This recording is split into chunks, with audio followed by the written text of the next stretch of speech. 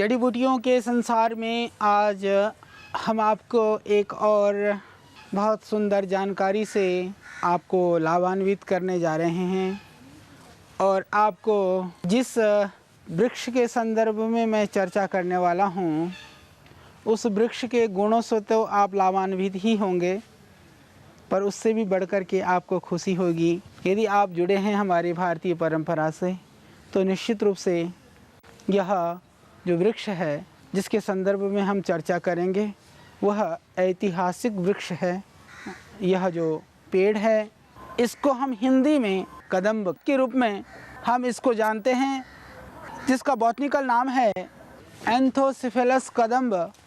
यह वृक्ष एंथोसिफेलस कदम्बा का, जिसको हम कदम्ब के रूप से जानते हैं, यह भगवान श्री कृष्ण से जुड़ा हुआ वृक्ष है।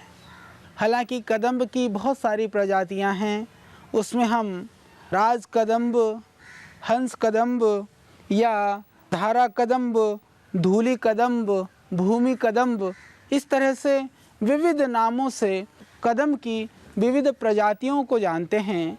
पुनरअपि उन कदम्ब की प्रजातियों में जिसके विषय में ऐसा कहा जाता है कि भगवान श्री कृष्ण बैठ कर के बांसुरी बजाया करते थे, वृंदावन मथुरा के उन क्षेत्रों में हमने देखा है, या जहाँ भगवान श्री कृष्ण ने अध्ययन किया, जो उज्जैन और इंदौर का क्षेत्र है, सांदीपनी आश्रम के जो एरिया का क्षेत्र है, वहाँ भी देखा, वहाँ पर भी यही कदम्ब का वृक्ष उपलब्ध होता है।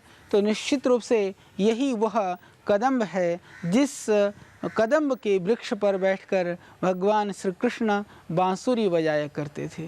तो निश्चित रूप से इसकी जो छाया है और वृक्षों की तुलना में यह कहीं ना कहीं आपके शरीर के लिए, आपके शरीर के रोगों को दूर करने के लिए लाभकारी है, क्योंकि यह विशाल वृक्ष आप देख रहे हैं, यह छाया को भी देता है। इसके अंदर बहुत ही घनी छाया होती है और शीतलता भी प्रदान करता ही है।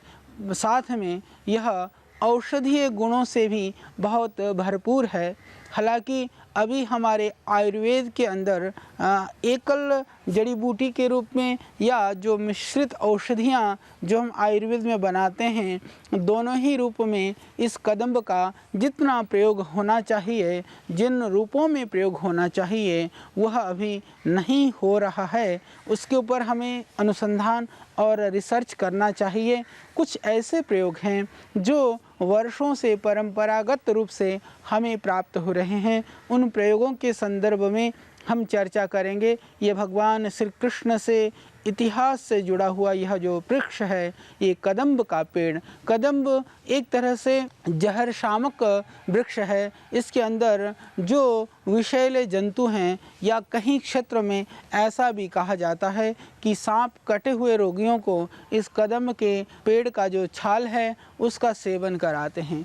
वह हमारे प्रयोग में तो नहीं आया, अभी हमने ऐसा कोई प्रयोग नहीं किया, परंतु हमने इतना ज़रूर देखा है, इस कदम्ब का जो पेड़ का जो छाल है और इसकी जो पत्तियां हैं, यदि उसको उबाल करके या पत्तियों का रस निकाल करके पुराने जो घाव हैं या जो गले हुए जो घाव हैं, जो भर नहीं पा रहे हैं, जो मवाद पड़ रहा है, उस घाव को यदि आप इसके पानी से उबाल करके आप धोते हैं तो उससे पूरा वो घाव भरने लगता है, घाव का जो इन्फेक्शन है वो ठीक होने लगता है। तो इसके लिए इसका आप प्रयोग कर सकते हैं।